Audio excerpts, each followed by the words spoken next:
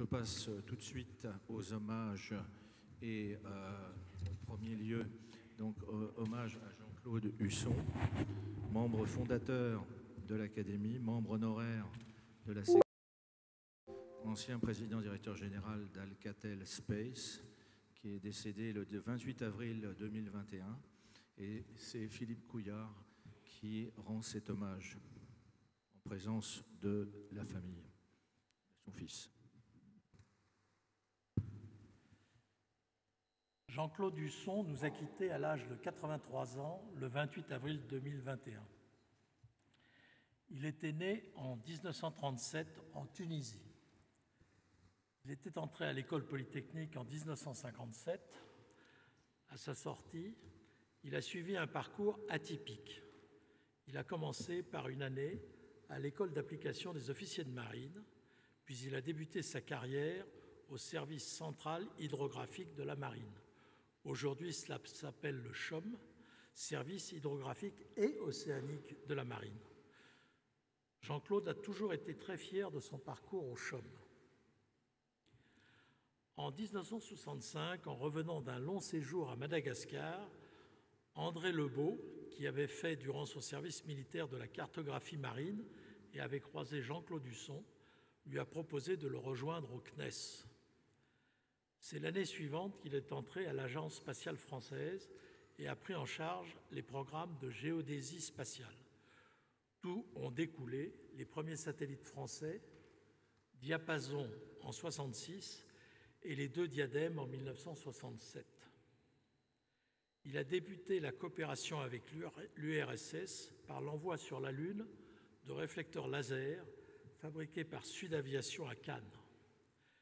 Les lunocodes ont été lancés à partir de 1970. Jean-Claude Husson s'est aussi fortement impliqué dans la création du GRGS, le groupe de recherche en géodésie spatiale basé à Toulouse. Il a pris ensuite la responsabilité de tous les programmes scientifiques du CNES. Il a été à cette occasion un moteur de la coopération avec l'URSS. Il a participé chaque année aux grandes commissions entre la France et l'URSS. Il dirigeait la délégation française au lancement du satellite SIG 3 lancé de Kapustiniar en 1977. Il était présent au premier vol de Jean-Loup Chrétien à Baïkonour en 1982. Auparavant, une anecdote intéressante montre la relation que Jean-Claude Husson avait bâtie avec l'URSS. Après l'échec du lanceur européen Europa 2, il avait écrit en 1973 une lettre à Verechetin, le président adjoint d'Intercosmos, lui demandant une proposition commerciale pour le lancement des satellites Symphonie.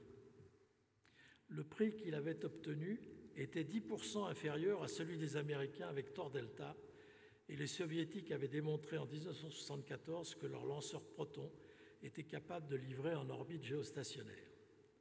Cependant, les Soviétiques interdisaient aux Français d'être présents sur le cosmodrome du lancement, ce qui fit abandonner cette piste au profit de Thor Delta. Je me suis toujours demandé ce qui plaisait à Jean-Claude Husson dans ce type de coopération, qu'il a poursuivi plus tard en tant qu'industriel. Alcatel a en effet fourni à NPOPM, basé à Krasnoïarsk, des charges utiles de télécommunications pour ses satellites express. Mon explication est la suivante.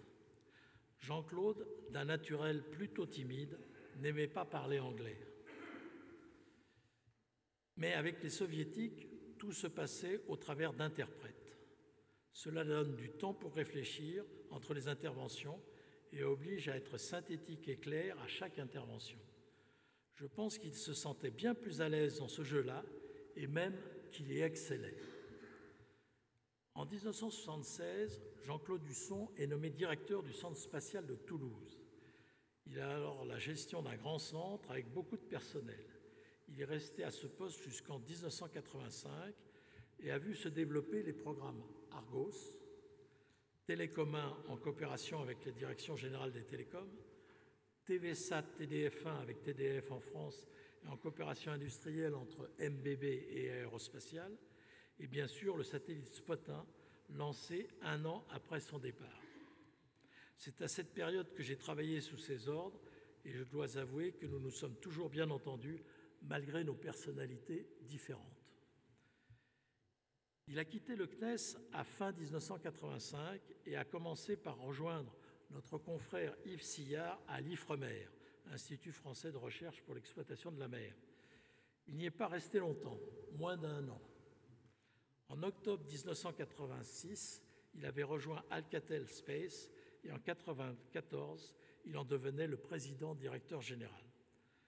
Dans la période 89-90, nous avons à nouveau travaillé ensemble, mais en tant qu'industriel. J'avais rejoint Aérospatiale et nous avons fait plusieurs offres à l'export de satellites de télécommunications dans lesquels Alcatel fabriquait les charges utiles. Notamment, nous avons remporté l'appel d'offres de Turksat 1. Mais Jean-Claude Husson n'avait pas perdu le goût des projets scientifiques et il a fait d'Alcatel l'industriel de référence dans le domaine de l'altimétrie par satellite. Topex Poséidon et Jason emportent des radars Alcatel qui mesurent entre autres la hauteur des océans. Il s'est aussi intéressé très tôt aux constellations de satellites en orbite basse avec Globalstar d'abord, puis la tentative Skybridge de communication à haut débit. En 1996, Aérospatiale a mis en vente sa division satellite de Cannes et Jean-Claude Husson a tout fait pour l'acquérir et élargir le champ des compétences d'Alcatel. Il a aussi racheté les activités spatiales de Sextant Avionics. À la fin 2001, Jean-Claude Husson a pris sa retraite. Le résumé de sa carrière montre à l'évidence qu'il a pris une part très significative dans l'histoire de l'espace français et de ses coopérations internationales. Il était membre fondateur de notre académie. Il a très longtemps présidé la section 1. Pour lui, il n'était pas ingénieur mais scientifique et il le revendiquait. Il a présidé l'académie en 2003 et 2004, les 2 ans permis par les statuts de l'époque. Il était aussi très honoré d'être membre du bureau des longitudes. Jean-Claude Husson était officier de la Légion d'honneur, officier de l'Ordre national du mérite. Il avait reçu la médaille d'Intercosmos, le prix d'astronautique de la 3AF en 1983 et le grand prix de la 3AF en 2000. Merci Philippe. Je crois que le fils de M. Husson est là et voudrait dire quelques mots.